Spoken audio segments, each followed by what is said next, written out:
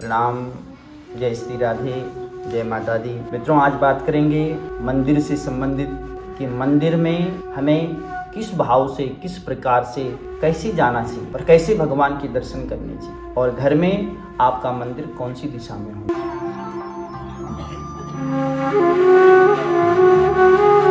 सर्वप्रथम जब हम मंदिर जाते हैं भगवान के दर्शन करने, तो अपना तन और मन शुद्ध होना चाहिए, यानी स्नान करके जाना चाहिए, और वस्त्र साफ सुथरे होने चाहिए, धुले होने चाहिए, और मन भी साफ होना चाहिए। किसी द्वेष भाव से, किसी गलत कामना के साथ कभी भी भगवान के दर्शन नहीं करने चाहिए। गलत भाव का मतलब है अपने लिए आप चाहे जो मर्जी मांगो, जो मर्जी भगवान से कहो, लेकिन कई लोग होते हैं द्वेषवश, शत्रुतावश कहते हैं भगवान उसका ये कर देना, उसका वो बिगाड़ देना, उसने मेरे को दुखी कर रखा है।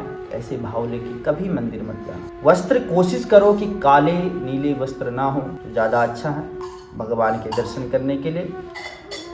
शुद्ध मन शुद्ध चित्त से जाइए, और जैसे ही आप मंदिर के नज़दीक पहुँचते हैं तो अगर आप किसी गाड़ी घोड़े में हैं तो पहले ही उतर जाइए। ऐसा नहीं कि बिल्कुल मंदिर के गेट के सामने ही उतरना। कुछ समय या कुछ देर थोड़ा सा पैदल चलिए।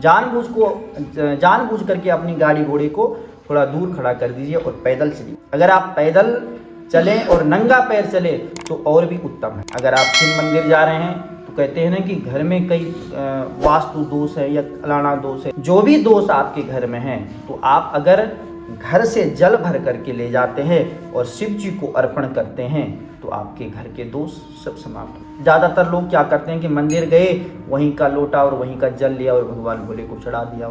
लेकिन अगर आप घर से अगर जल ले जाते हैं तो उसका अनंत फल है। अनंत को एक तो घर में जितने भी कलह कलेश हैं, या वास्तु दोष है, या पितृ दोष है, काल सर्प दोष हैं, जो भी राहु केतु से संबंधित है, वहाँ उनका भी निवारण होगा।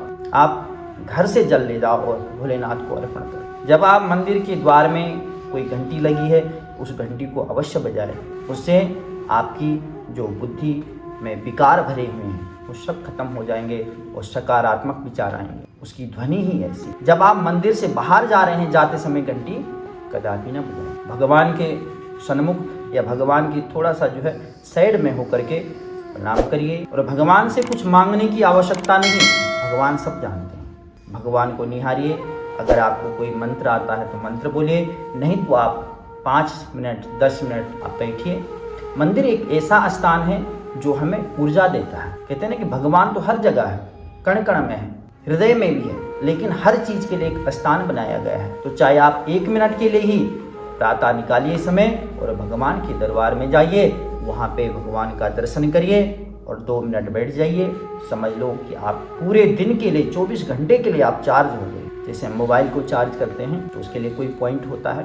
बिजली की तारें तो सड़क में भी जा रही हैं, लेकिन वहाँ थोड़ी नहीं कर सकते। गाड़ी के टायरों में अगर हवा नहीं है तो उसके लिए एक स्थान बनाया गया। हवा तो हर जगह है, लेकिन उसके लिए स्थान बनाया गया। तो उसी प्रकार से भगवान तो सर्वत्र सर्व जगह है, लेकिन भगवान के दर्शन कहाँ पे करने हैं, कहाँ पे हमें ऊर्जा मिलेगी, सकारात्मक ऊर्जा कहाँ से हमें प्राप्त हुई, तो वहाँ है मंदिर। वहाँ पे 5-10 मिनट बैठने से आपका शरीर बिल्कुल पवित्र हो जाता है, आत्मा शुद्ध हो जाती है और सकारात्मक विचार आ जाता है। क्योंकि वहाँ का जो आचार विचार है, रहन सहन है, उस मंदिर को जो शुरुआती दौर से जो बनाया गया है, वास्तु के अनुसार बनाया गया है, जिस ढंग से बनाया गया है कि वहाँ पे शक्ति विराजमान है। फिर जब हम मूर्तियों को स्थापित करते हैं तो उनका जो है वास करवाया जाता है, धनवास कराया जाता है, जलवास, दूधवास, वस्त्रवास, शयनवास, फूलादिवास, कई प्रकार के वास हो। तब इनको प्राण प्रतिष्ठा की जाती। फिर इनकी जो है रात दिन सेवा हो रही है। भोजन की जगह पे भोजन होता है, शयन की जगह पे इनका शयन किया जाता है। जो हम सात्विक चीज़ हम खाते हैं वो भगवान भी खाते हैं। तो भगवान में शक्ति कहाँ से आती है? मंत्रों से आती है और हमारे भाव से आती है। जितना ही उसका पूजा पाठ किया जाए वैसे ही वह सिद्ध हो जाता है। तो इसलिए मंदिर जाना चाहिए। उससे आप में सकारात्मक विचार आते हैं। जो आपके अरिष्ट ग्रह हैं वह शांत होते हैं, शुभ फल देने लग जाते हैं, और आपका दिन की जो शुरुआत होती है वह अच्छी हो जाती है। और पूरा दिन जिनका सुबह सही है उनका शाम भी सही कहा जाता है। कहते हैं कि जब हम चरणामृत लेते हैं तो कहा जाता है अकाल मृत्यु हरणम सर्वव्याधि विनाशनम विष्णु चरणोदकम पीत्वा पुनर्जन्म न विद्यते। उस जल में ऐसी ताकत, अकाल मृत्यु नहीं होती है। जो नित्य प्रति वह विष्णु का चरणोदक पीता है, मंदिर में पीते हैं। लेकिन उसमें क्या करते हैं कि कई लोग ऐसा पिया और ऊपर डाल दिया, जो कि सरासर गलत है।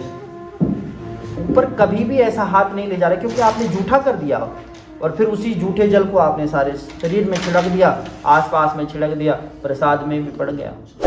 इसलिए आप जल पीजिए, या तो आप हाथ धो करके आइए या तो ऐसे चुपचाप रह जाइए। आप जब भी शिव जी के मंदिर में जाते हैं तो वहाँ पे एक नंदी होते हैं, तो नंदी जी की कान में आप अपनी कामना बोल सकते, जो भी आपकी कामना, उस कामना को नंदी से बोलिए, अवश्य आपकी पूर्ण हो। जब आप 2-4 मिनट भगवान के सामने बैठ गए, प्रसाद ले लिया, तो 2-4 कदम आप पीछे की तरफ उल्टे पैर चलिए और फिर अपने घर के लिए प्रस्थान करें। तो ऐसी कई जानकारियां हैं, कई बातें हैं जो हम आपको बताना चाहते हैं। आगे इसी प्रकार आपको कुछ जानकारी दी जाएगी मंदिर से संबंधित भी।